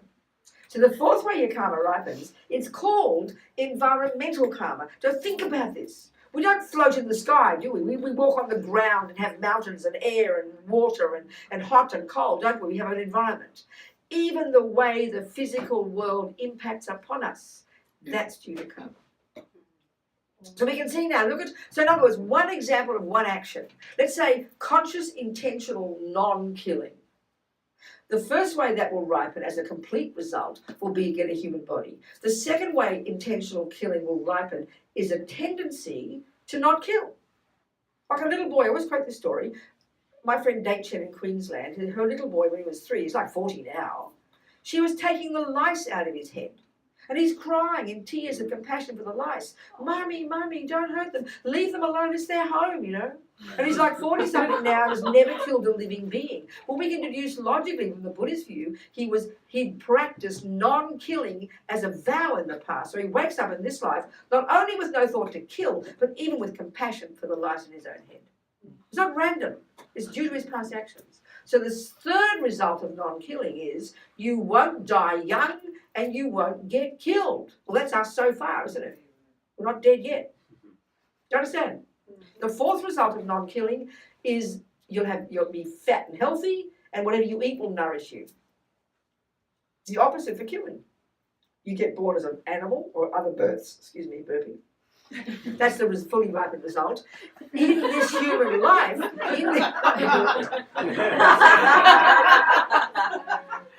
the second result of killing is even in a human life. Look at the world. Most humans kill something, don't they? Most of us, I was taught as a Catholic, and I love God, I loved Our Lady, I love the saints, I love Catholics. But I was taught that God made other creatures for humans' benefit, without souls. So they're there for our benefit. Do you understand? So it's okay to kill. All his disciples were killers of fish, not being rude. So most religions kill something. It's only really the Buddhists that say don't kill anything, So the Buddhist view, so then the result of killing is you get born with a tendency to kill, and then you get born in an environment where everybody else kills, so it's called natural. The third result of killing is you die young or you get killed. Well, look at the world. Look at babies who die. Children, teenagers, healthy people, young people. That's the result of killing. You die young. You die before your time. Look at fetuses, aborted and miscarried. I wouldn't be surprised if we did that research that the number of, hear my words, the number of humans who win the lottery and get a human birth due to non-killing die in the womb before they even get born than the ones who get born. Think about it. That's due to past killing. You get a human life, but due to past killing, you die young. And the fourth result of killing would be the environment, the food, the air, the water would harm you instead of nourishing you. So look at people who've got individual things like peanuts, you eat a peanut and you die now. That's personal killing karma environmentally for that particular person. Or let's say you live in an environment where the air is polluted, the water's filthy. Do you understand? It can be collective karma or it can be individual. Or equally, I always quote Warren Buffett. I love Warren Buffett. This mega rich fellow. He's 87, 88, maybe even 89 by now. And I read his biography. And he's like famous for being very down to earth and ordinary. He drives the same old Toyota. He lives a very simple life. He gives all his $50 billion away. I wouldn't be surprised if since he gave his $55 billion to Bill Gates 10 years ago, he's made another $55 billion. He's amazing. He just looks at money and he makes it. But the point I'm getting at here is his daughter said in his biography, she said, I've never seen water pass his lips. His diet since he's a boy, cheeseburgers, some flavoured Coca-Cola and vanilla ice cream. Even when he went to one fancy, mega rich Japanese fancy businessman, 57 courses of blah blah, he wanted his cheeseburgers, he didn't care. So what I'm getting at is 87, 88, he's fit as a fiddle. Well, the medical profession should be shocked by that. He's lived all his life on what we call junk food, but he's fit. So the Buddhist view is because he's got non-killing karma environmentally. Are we communicating here? Mm-hmm. This is the Buddhist view, I'm just telling you. So there's 4 ways our karma ripens. And they don't have to be all the same. You don't have to have all 4 together. You can be born with a tendency to not kill, but you get killed. You can be born with a tendency to kill, but live till you're 97. You can be born with a tendency to not kill and not get killed, but have really lousy health. So there's 4 ways all actions bring these 4 results. So the point I'm getting at here is even most basic as a principle, if you're a person who's decided to be a Buddhist, who's taking Buddhism as taking the law of karma as their working hypothesis, which is the way I say it. That's my view of the universe that I'm using. Right? That's all I can do. You've got to start theoretically first, don't you? You've got to start with anything theoretically. Then if you understand this, even in principle, that there are 4 ways, and you think of your life, you've got the environment, you've got people, how they see you and treat you, you've got your own tendencies, and you have your own human body. Then you use this to interpret your life to yourself. So when you lied to somebody, but they believed you, then that's because you passed truth-telling karma. If a person doesn't believe you when you're speaking the truth, instead of freaking out, you know why. Because you've lied in the past. So you take responsibility for it instead of panicking. If Hernan cheats on me, it's painful, yeah. And I make a decision to stay or go. That's another discussion. But at least I know why it's happening. The Buddhist view it explains to you why that happens. Of course, it's a hypothesis right now. You're not clairvoyant. When you're clairvoyant, you see the truth of it. So I've got to take it as a hypothesis first. What else can you do with it? So at least it's a way of explaining to yourself your own life, and then you can learn from it and go, do I like being cheated on? No, thank you. What do I do from it? What's the action point? Don't cheat. Then it's like your garden. You see the weeds. Do I like weeds? No. Well, then don't pull them out and don't plant any more, dear. It's cause and effect, in other words, Rather than just random, accidental, not fair, poor me, good luck, bad luck. Which is how we live our lives. No wonder we live in fear. Because we don't think there's any law to it. If it's God's law and you have faith in God, that's a superior view, I promise. That's better than having the materialist view in my opinion. I'm not trying to be fundamentalist here. Because there's no explanation for the materialist view. There's no reason why bad people harm you. And there's no reason why good people help you. But we don't care why. Just give me more, please. You understand? It's just random. We think it's random. We think it's good luck and bad luck. That to me is the most superstitious way to live your life. I can't believe it. We think we're so intelligent. At least this is a theoretically sound logic to me. That's all. Given the view of mind being not physical, sure, you've got to take a few things to your hypothesis. And I'm happy to do that until I can prove Buddha wrong. Got to be patient, Are we communicating here? Yes. So let's have some questions before we go home. Or wherever you're going to go. What time is it? 9:30. 20 past. Okay, questions before we go home. A couple of questions. If you'd like. We'll go into more detail tomorrow if you're going to come back. I don't know if you are or not.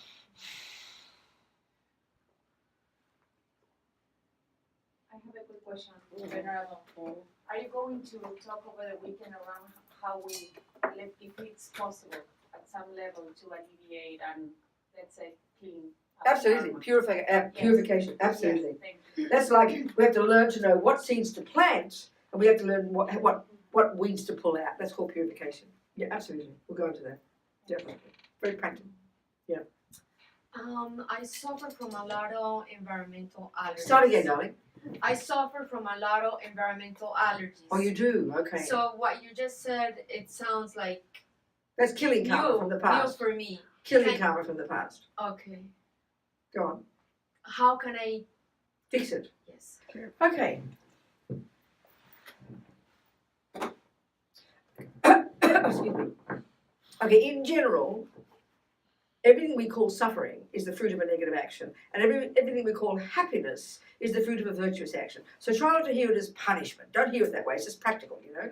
So sometimes we can see on this planet, can't we, that two people can have cancer. That in each case, that's the fruit of past negative karma. But they can go to the same doctor. One gets healed and one doesn't. Do you accept that?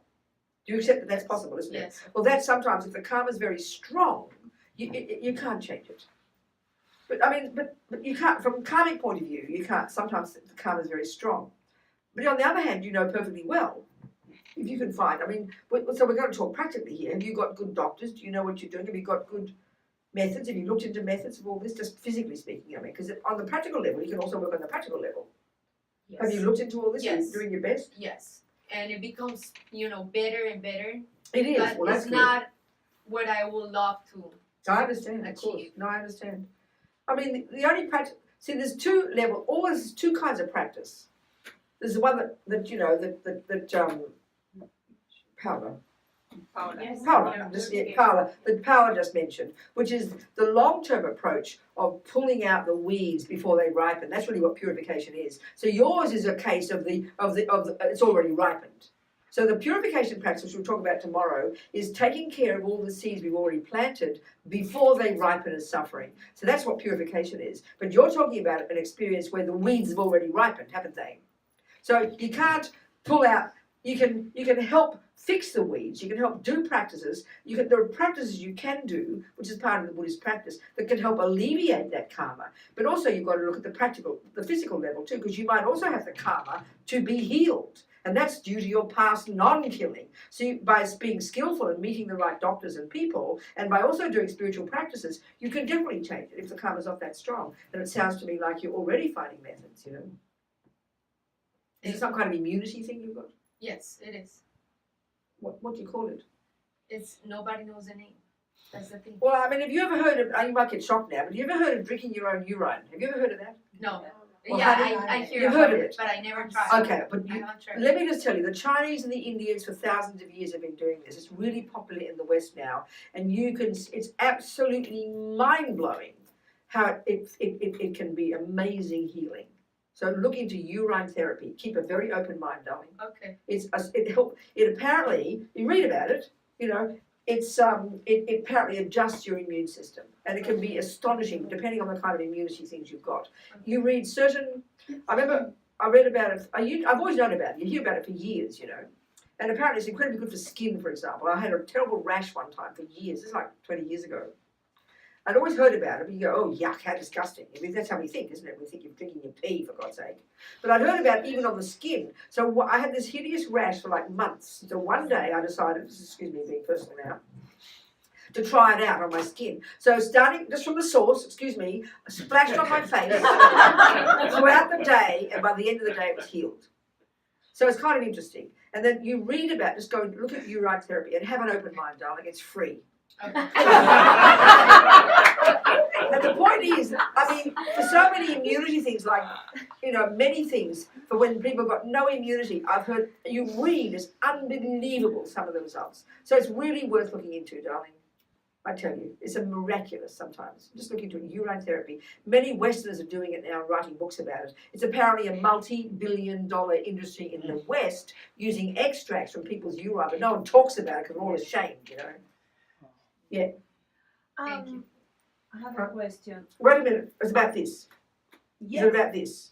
About urine? No. Or wait then, just finish this conversation first. So are we communicating? Have an open mind, darling, and look into it. And if you did decide to do it, you just try. You can get the first bit in the morning, one mouthful before dawn. Just glug it down. It's like a 1 second event, and you experiment and you see what happens. Thank you. Okay? It really, you read. There's so many Westerns doing it now. It's so popular. It's mind blowing. Okay. Great. So that's practical advice. Okay, you're going. What about when you see other people's karma? Thinking about my children, Yes. and it's like That's right. clear, and I understand this way, this path more clearly. I can see it. What can I do What do you mean by what can you do? to help them? So I see my son has a very bad disease on his colon. So Yeah. his colon was taken away already. Yes. He lost Right. his colon. Yes. And I understand what you mean, and I'm Yes. trying to be more open to this Yes. idea. So I see this as result of killing or result Whatever the karma is, yeah. or But I mean, whatever. darling, but on a practical level, if people are sick, you do what you can to help. I mean, you're doing it already. If you have the view of karma, all that is, okay, you've got a garden, and what's in it is in the garden, and you don't know botany. So what you say, what do I do? Well, I can help try and learn botany so I can grow a better garden. That's all you can, that's what helping people means. So karma happens to be the Buddhist view of why. That's all it is. But meanwhile, helping is doing what you can to help a person. You're doing it already. So darling, that's the answer, you're doing it already. You can't make a person change their own karma. You can't help your son decide to be a Buddhist and use Buddhist views and do his purification practices. He might not. You can't force that. But out of compassion, you can find methods to give advice, like here I'm saying from my experience, that might be the thing that works for her.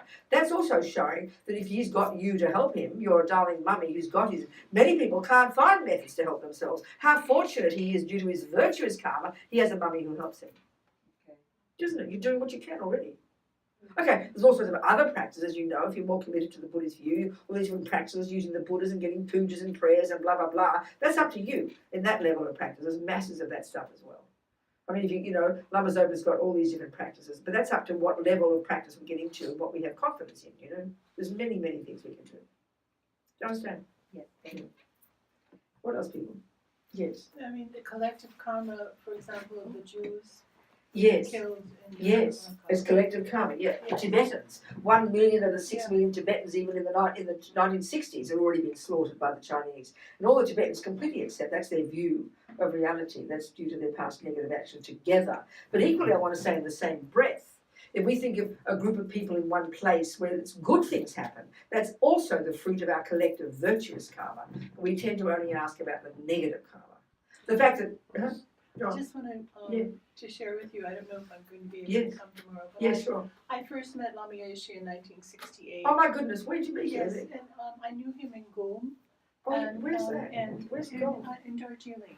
Oh, you met him in Darjeeling in '68 when Zena was there. I knew Zena. You knew Zena? Yes. Oh, wow, amazing. Yeah, and I also was with Zopa Rinpoche when he first came out with his mother into, out of his village. In 1971 or something. Yes. You met them then. Yes, but Amazing. yes. Were you ordained in Bodh Gaya? I wasn't. Not that time, no. I came later. I was ordained first in '78. I was there in Bodh Gaya when they In had '74 when all the group got ordained. at the Wow, Kala amazing. Chakra, Where have you been all these years since? How come we've never met? Yeah, it's a very good question. It went very fast. It's true. Yes, I actually had a very strong karma. It was a karma with Lama Yeshe Yes, and Zopa Rinpoche. you did. And I actually happened to be on the plane with him from Bodh Gaya to Darjeeling right after Trijang Rinpoche passed. That's 82 or something, wasn't He it? was in 82, yeah. We were in the plane together. Wow, Jabat Gokura, amazing. Bhat But meanwhile, where have you been since? Gokura. I don't know. I think I had a kind of time warp. Well, I'm so happy to meet you. Yes. What's your name? Gail. Gail. Virginia Gail. Gail what? Williamson. So I can maybe mention to somebody. Who did you meet Nick Rebus? Did you know Nick? I know Nick, and the funny thing is that I met Nick the first time in Bodh Gaya at that Kala Chakra initiation. Yes, exactly, in And '74. I had just flown out. I was a newbie, actually. Yes. And I had taken out. I was at Harvard at the time, and I flew out to Bodh Gaya Yes. for that initiation. You did? Oh my God. My immunity was very low. Oh my God, you got sick. Yeah, and I got a terrible pneumonia at that time. My goodness. And actually, Nick and I have a strange karma because I was in this tent of, hundreds of people Yes. sleeping there with a fever, outrageous. And he helped him? No, Nick was supposed to be the doctor. He was the doctor, called, that's right. called on site, And he told me straight in my face, I was hardly able to focus. He said, "Well, this is a great time to die. You can die." Thanks a lot, Nick. Bloody hell. All these theories. Oh, you made them tell It's you. a great time to die. You're hearing my daughter. And this is a Kala chakra initiation. Oh my And God. my deep inner reaction What a was, horrible time. "Oh, I'm definitely not a Buddhist." I can tell him you're the one who sent you away. Yeah, Gail Williamson. No, so I actually Gail asked Williamson. Yes, so I'll I email had him, I'll him tell go him. and get Lama That's Yeshe hilarious. immediately. Get Lama Yeshe quick. You did, or he And so got. he did, and Lama Yeshe came right what to did he the do? cot I was lying on. I was delusional. I was really going to die. I bet you did. And Lama Yeshe sent Nick away and said, "No, it's definitely not your time to die." He said that. And it isn't a good idea. That's hilarious. And that was the beginning of our a deep friendship I had with Lama Yeshe, and then he invited me to the ordination Yes. at that time That's right. in Bodhgaya. It was in Yes. '74. Okay, exactly. But I was first in India in '68, Right. where I met Lama Yeshe the first time With Sina. with Sina. Darjeeling, yes. You know. It was in Darjeeling, and I also then went to Almora, to the place of Lama Govinda. Okay, exactly. I understand. No, I actually ended up helping Tomogeshe Rinpoche make a retreat center. Who? Rinpoche, Tomogeshe Rinpoche. Oh, yes, Domagate. Okay, right. Yeah, You in Kalimpong. Wow, Yes. amazing. Yes. Wow. He was quite ill at the time. He had been severely tortured Yes, by the Chinese. yes, And yes. it was in a kind of collective that Yes. I took a mission to create a center in Amazing. Catskill. So you did that for a while. 15 years. Oh, 15 years you're working for Domagate. Well, I was creating the center. My God. So it's still there? It's still there, and Whereabouts was it again? Where? it's in the Catskill Mountains, and I hope Oh that my you will God. be able to go there. I'm hoping that it will Wow. be renovated. What happened is that I fell kind of, and if there is a victim mode or whatever, I fell in the cracks of all the conflicts that were going on with the protector. Oh, did you really? Yes, and I Oh, was very much sweetheart. targeted, very Oh, viciously no. targeted. Oh my God. So, actually, Lama Yeshe, I hold him very endeared because it was in Darjeeling Yes, that he was the first that really called me aside and spoke to me very honestly right. about what was happening. Did he really? Already And then? nobody else would. Already then? Oh yeah, it was in Wow. the, yeah. I should get your email address. Can you give it to No, Maria for yeah, I knew what Do you was, mind? I could see what was going on, but I Understand. spoke out, Mm, and then by the Tibetan community and Yes. the gurus at the time, mm. I was really labeled as a heretic, Oh my God. severely. So, there were many things that happened, including I can hear deaths. it. I can hear it, sweetheart. Yeah. Would you mind giving Maria your email address? Yeah, I'd love so to be in touch I with do you. hope that this center, which is 800 acres and now worth And the Catskills. yes, it's worth millions of dollars. And who's there now? Well, it fell into the prey of all these controversies. And who owns it now? Actually, the foundation that I created, I don't want to go into all the. So I want to talk to you privately. Yeah. Could you get your email to Maria? Would you mind doing that? I'd I love would to talk like to to you, Gail. talk to you. Let's I do was- that later. yeah, We'll do it after I this. was born and raised in Coconut Grove here. Okay, And okay. I first left when I was 19 Okay, to go right. to India. So it's a Okay. long calling. good, Donna. Let's talk. I want to talk Yeah. privately. Thank you. I'm happy to hear you. I'm Yes. happy to meet you, Gail. We'll talk. Good. Good. So we should finish, don't you think? Any more questions before we go? No? That do? Food for thought? Yes? Another question? Yeah. Go on. Said the long term, the two kinds of practice, long term pulling out the weeds before they ripen. Yes. But you didn't say the second one. Well, the first one really the first practice, the first one, the most urgent level is obviously stop sowing more weeds. And the second one is pull out the weeds you've already planted before they ripen. It makes sense, doesn't it? Yes. We'll go to that tomorrow. We'll go to Kalam with each other tomorrow. Okay, people? Food for thought? Good. So we dedicate. So this prayer again, dedicate. And this is saying all these moments, all the many moments of their been since we've been here is as many seeds we've planted. How amazing. Because the Buddha was saying no thoughts ever go astray. We store them all in our memory, it's interesting. So we think maybe nourish these seeds from our effort from this moment forward to develop our amazing potential for our sake and the sake of others. Gewaji Nududar Lama Sange Drugyurne Drowa Chikyang Malupa Dei Sala Gopasho Jangchob Semchok Rinpoche Make Panam Kegyuchig Kepanyampa Mepayam Gomne Gomdu Pavasho.